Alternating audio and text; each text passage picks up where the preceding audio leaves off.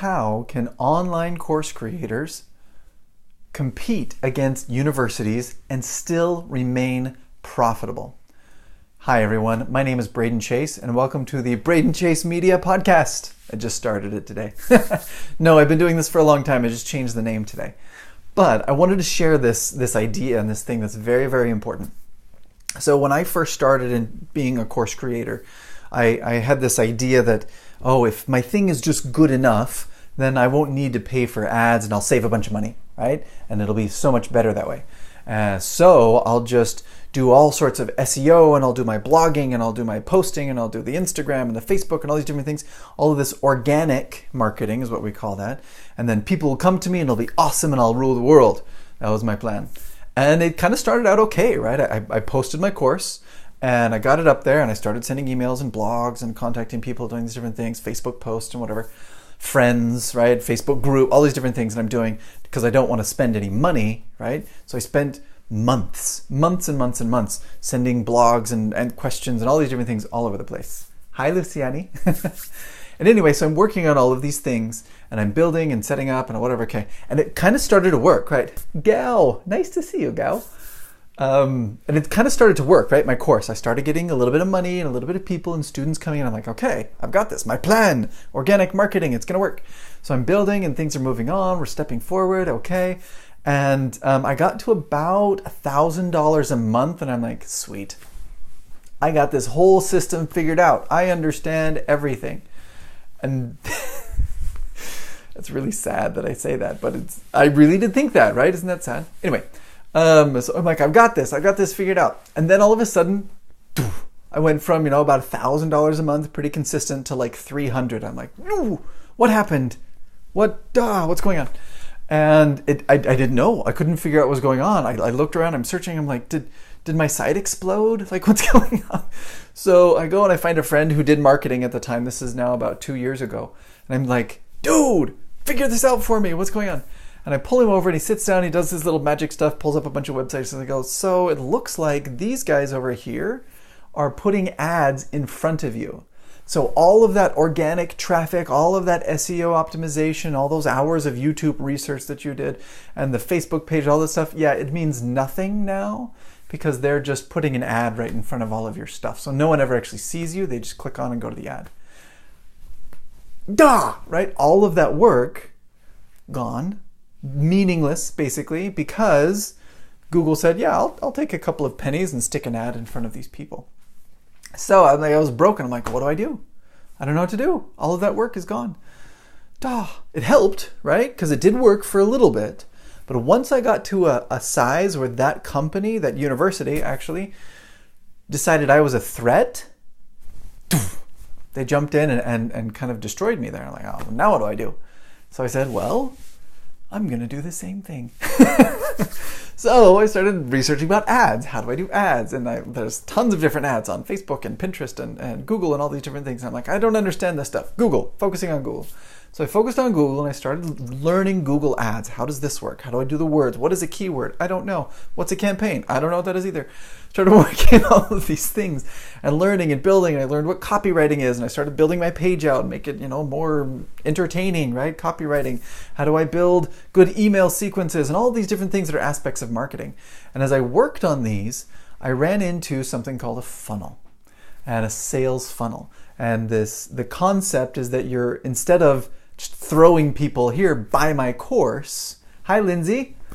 Instead of just throwing something at somebody and say, hey, buy my stuff, you say, hey, here is something that you need and you've been looking for it. And my tool, my course, my thing will actually help you in this way and this way and this way. Come check it out. If you like it, great. If not, I've got this other thing you can check out. And you talk to the person. And by doing that, you're able to build a relationship with your students, right? Course creators. I'm a teacher, right? Build a relationship with them. And then they trust you. And since they trust you, then they buy the course not because the course is awesome, but because they trust you. And they're like, oh, this guy's smart, or this girl is nice. This thing, they've helped me in this way. This is so cool. Oh, now I'll buy their stuff, because if they've helped me, that means their other stuff is probably going to help me too. And I'm like, oh, I don't just throw them at my stuff. Anyway, whatever. So it was a big eye opener for me that there is a way that even though this one university was paying over $320,000 a month to beat me out in ads, just on Google, right? Crazy money, just in ads to beat me out, right? I was able to, with this funnel and with the Google ad research and things that I've done, I was able to find a little niche inside of their targeting that they were ignoring and build ads inside of that would help me still get my message out and share and bring people into my course and students and help them, and also increase and still remain profitable, right? I wasn't $300,000 a month, because that would have been awesome, but I didn't make that much. But I was able to remain profitable. I spent $1 and I got about $1.75 out, okay? And that's all we need, right? If I can do that and I can do that consistently, that means all I need to do is just increase how much I spend, and then I'll make more and more and more money, okay? Now, of course, there's an upper limit to that. That's a whole nother strategy in marketing, but that's the foundation of it. Hi, Mother. Nice to see you here, Renee. It's such a big deal, though, to be able to understand and to process these things, to be able to understand that marketing is key to selling your thing, right? You build an awesome course. You're an expert in whatever it is that you do. You're a bookkeeper, you're an English teacher like me. You do business, you do writing, you do religion, you do economics, you do whatever, right? You do whatever you want to do, and you're just awesome at it. And you share your course and you post it there and you do all this organic work, and then any random company in the world can put a cheap ad, 5 cents, 10 cents, 20 cents, and they get in front of you and they block everything you're doing, okay? If you can't pay for advertising, you don't really have a business, you have a dream, okay? And if you want that dream to actually turn into a business that you can trust, you need to quickly and rapidly pay for ads, okay? Don't just chuck money out there, right? Because Google and Facebook would want nothing more than to take all of your money as fast as they can, right? So you pay for ads correctly and carefully and wisely, and put those ads to point to a funnel. If it goes to a funnel, then you have control, you have systems, you can analyze, okay, did this ad work or did that ad work? Should I change this? Should I add these? And you have a structure and a strategy for actually growing your business. Instead of, like I saw just the other day, I walked up to my house and there was what do you call them? It's not the phone book ones, it's whatever, it's basic, like a newspaper, and it had just full of ads, just complete ads, like the Post Register or something like that, just sitting on my porch. But it wasn't the part of the porch that I normally walk on. It was the part of the porch that's been underneath the snow for 6 months, right? And it had been underneath the snow for 6 months, and the snow finally melted off, and it was still sitting there, right, on there underneath all of the snow. And I'm like, that's not very effective advertising because I didn't see that for 6 months, and it's still wrapped in its plastic, and no one cares, and the thing's so wet that I wouldn't even be able to open it anymore. It's a waste, right? It's a complete and total waste. And because of digital marketing, right, I've been able to grow my business.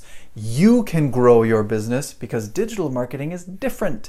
It is not the same thing, okay? So how do you grow and scale your business even when you're competing against these massive multi-million dollar, multi-billion dollar companies? It's with a funnel. It's with a funnel, and it's with paid advertising in a strategic and carefully designed plan, marketing plan. Okay, if that is something you're interested in, I'm really interested in it too. So I would love to help you build those kinds of things. If you can come work with me, you can go click underneath, right, whatever down there, to bradenchase.com. You can sign up for a discovery call, 15 minutes. It's free. You can come in and we just talk and strategy and build some stuff. It'd be great. If that's something that you want to do with me, great. If you don't want to, if you're a little nervous about it, that's okay. Come sign up for the call anyway, and I can still help you a little bit, okay? And we can work through those things and make some steps forward, okay? Thank you guys for listening. Have a wonderful night. If you have any questions, you can post in the comments as well. If you want to share this, if you have a friend who needs these kinds of things, share that to them as well. It'd be great. I'd love to help them as much as I can.